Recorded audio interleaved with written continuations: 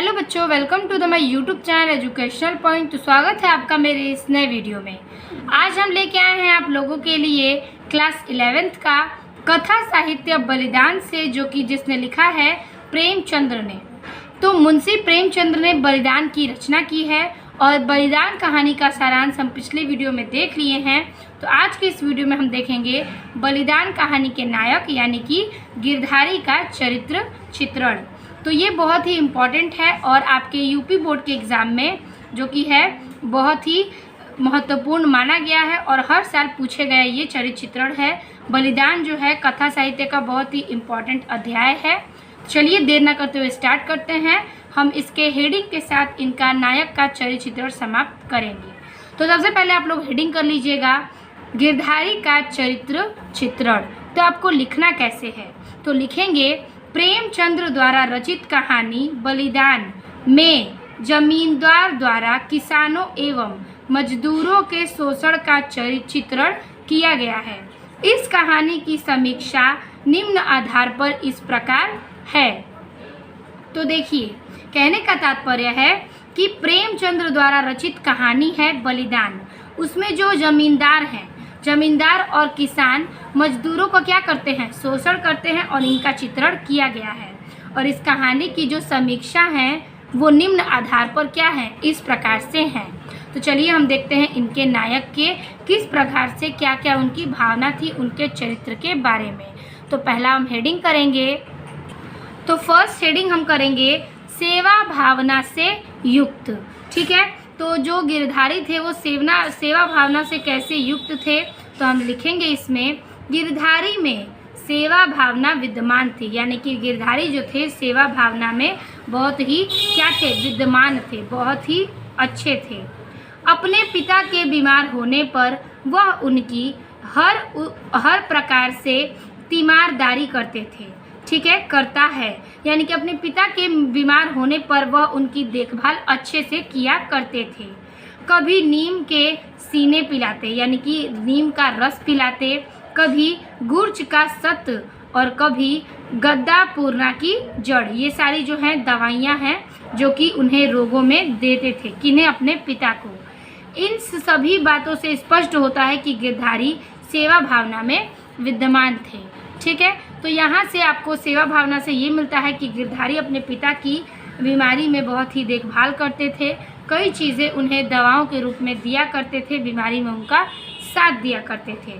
तो इस प्रकार से गिरधारी क्या है, सेवा में विद्यमान है। अगला पैराग्राफ है, इसका हेडिंग आर्थिक अभाव से ग्रस्त। तो आर्थिक अभाव से वो कैसे ग्रस्त थे, चलिए इसमें हम लिखेंगे गिरधारी ने समस्त जमा पूंजी से।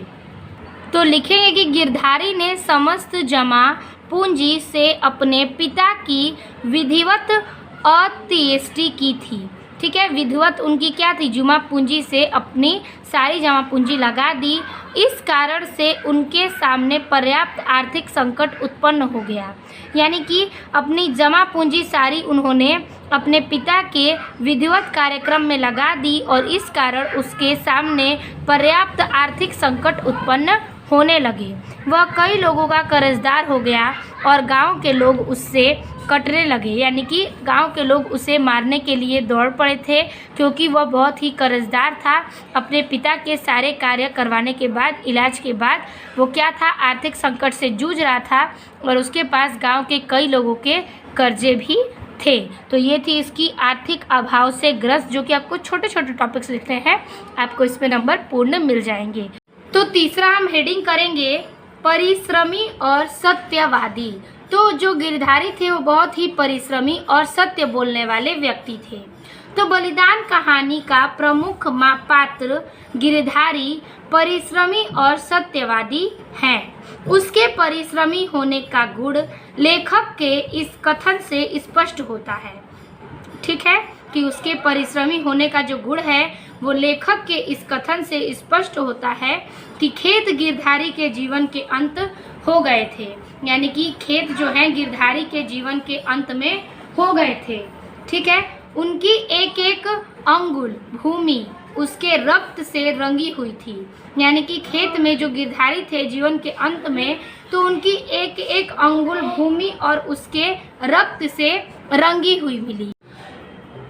उनका एक एक परमाणु उसके पसीने से तर हो गया था, यानी कि उसकी एक एक अंगुल भूमि उसके रक्त से रंगी हुई थी और उनका एक एक परमाणु उसके पसीने से तर हो गया था।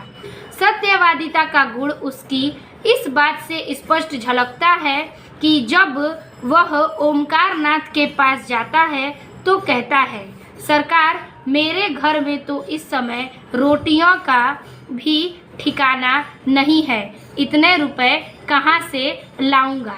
ठीक है, वो कहता है ओमकारनाथ से, सत्यवादिता का गुण जो है उसके में झलकता है और बात स्पष्ट होती है कि जब ओमकार उसके पास जाता है तो कहता है, सरकार, ओमकार के पास जाता है कौन? गिरधारी, और ओमकारनाथ से कहता है कि सरकार, मेरे घर में तो इस समय रोटियां का भी ठिकाना नहीं है, इतने पैसे मैं कहाँ से लाऊंगा, इतने रुपए में कहाँ से लाऊंगा।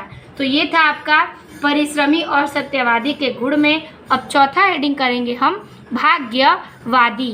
तो भाग्यवादी में हम लिखेंगे कि गिरधारी अपने पिता की अंत्येष्टि में अपनी सारी जमा पूंजी व्यय कर देता है। क्या करता है कि गिरधारी अपने प्रत्येक पिता की अंत्येष्टि में, यानी कि उनके कार्यक्रम में अपनी सारी क्या जमा पूंजी के व्यय कर देता है, यानी कि लगा देता है। इससे उसके सामने आर्थिक संकट उत्पन्न हो जाता है। वह 2 समय की रोटी के लिए भी परेशान हो जाता है। जब उसके पड़ोसी उससे कहते हैं कि तुमने अंत्येष्टि में व्यर्थ पैसा खर्च किया, इतना पैसा खर्च नहीं करना चाहिए था, तो वह कहता है कि मेरे भाग्य में जो लिखा था वही होगा। ठीक है, मेरे भाग्य में लिखा था कि इस कारण मेरा पैसा नष्ट होगा, तो ये हो गया और यह सब मेरे भाग्य की बात थी। अपने मित्रों से यह बात कहता है। ठीक है, कि जो कि उसके पिता के काम क्रिया में जो सारे पैसे लग गए, तो पड़ोसी कहते हैं कि तुमने व्यर्थ ही पैसे इतने खर्च किए, इसलिए तुम पे इतना पैसा खर्च नहीं करना चाहिए था। तो गिरधारी कहता है कि मेरे भाग्य में जो लिखा था वही हुआ है। ठीक है, तो ये था आपका भाग्यवादी, जो कि गिरधारी के भाग्य के बारे में बताया गया है। अगला हेडिंग है 5वां, विनम्र। तो विनम्र हेडिंग करेंगे। तो 5वां हेडिंग कर लीजिएगा विनम्र, जिसमें हम लिखेंगे गिरधारी स्वाभाविक रूप से विनम्र है। विनम्रता का गुण उसकी नस नस में व्याप्त है। ठीक है, गिरधारी जो है वो क्या है? विनम्र है, सहनशीलता है उसके में, और विनम्रता का गुण उसके नस नस में क्या है? व्याप्त है, यानी कि उसके नस नस में फैली हुई है। क्रोध उसको छूता तक नहीं है। तुलसी बनिया जब उसके तकादा करते हैं, यानी कि तगादा करते हैं, जब कर्जदार लोग जो थे, मतलब जिससे वो कर्जा लिया है, वो जो थे ब्याज वाले लोग, बनिया लोग, जब वो तगादा करने आते हैं तो वो बहुत ही विनम्रता पूर्वक कहता है कि साहब, ठीक है, साह, जैसे इतने दिनों माने हो, आज और मान जाओ, कल तुम्हारी एक एक कौड़ी चुका दूंगा। यानी कि बहुत ही विनम्रता से, सहनशीलता से, विनम्र स्वभाव से गिरधारी कहता है कि साहब, जैसे इतने दिन तक मान गए, आज के लिए भी मान जाओ, मैं कल तुम्हारी एक एक कौड़ी चुका दूंगा। ठीक है, तो ये था विनम्र की भावना गिरधारी के प्रति। अब है आखिरी उद्देश्य। हम 6 हेडिंग बताए हैं जो कि बहुत इंपॉर्टेंट है। आप इतना लिखेंगे तो आपका जो है पूरे 5 नंबर मिल जाएंगे इनके चरित्र चित्रण पर। तो उद्देश्य में हम लिखेंगे, प्रस्तुत कहानी में प्रेमचंद्र ने अपने उद्देश्य को यथार्थवादी दृष्टि से प्रस्तुत किया है। यानी कि प्रस्तुत कहानी में प्रेमचंद्र ने अपने उद्देश्य को यथार्थवादी दृष्टि से प्रस्तुत किया। यह कहानी कृषक परिवार के सेवा, त्याग और समर्पण की भावना की पोषक है। ठीक है, यह कहानी जो है वो कृषक परिवार की सेवा, यानी कि कृषि के परिवार की सेवा और त्याग, समर्पण की भावना का क्या है? पोषक तत्व है। इसके माध्यम से लेखक शोषित और शोषक वर्ग की भावना से जन सामान्य को अवगत कराता है। यानी कि इसके माध्यम से लेखक जो है शोषित और शोषक वर्ग की भावना को जनता के सामने अवगत कराता है। अंत में अपने शरीर का बलिदान भी उसी के लिए कर देता है। यानी कि अपने खेतों के लिए गिरधारी ने अपना बलिदान खेतों में ही दे दिया। और यही लोगों को बताने के लिए कहा गया है कि शरीर का भी बलिदान दे देते हैं।